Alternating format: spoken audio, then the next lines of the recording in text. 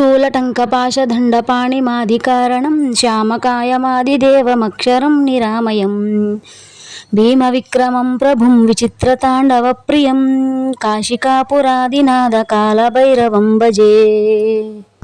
ఈ శ్లోకం అయితే కాలభైరవాష్టకంలో 3వ శ్లోకం. అండ్ ఈరోజు కార్తీక మాసంలో 4వ రోజు శనివారం వచ్చింది. సో శనివారం రోజు శ్రీ విష్ణుమూర్తికి, వెంకటేశ్వర స్వామికి పిండి దీపం అయితే పెట్టేశాను. అండ్ మహాశివునికి కూడా పిండి దీపంతో ఈరోజు అయితే దీపారాధన చేశాను అనమాట. అంటే ఈరోజు సందర్భం వచ్చింది కాబట్టి, శనివారం కాబట్టి ఒక చిన్న విషయం ఏంటంటే, అది మామూలుగా మనం కార్తీక మాసం మొత్తము శ్రీ మహాశివునికే అంకితం అనేసి మహాశివునికే చాలామంది పూజలు చేస్తారు కదా.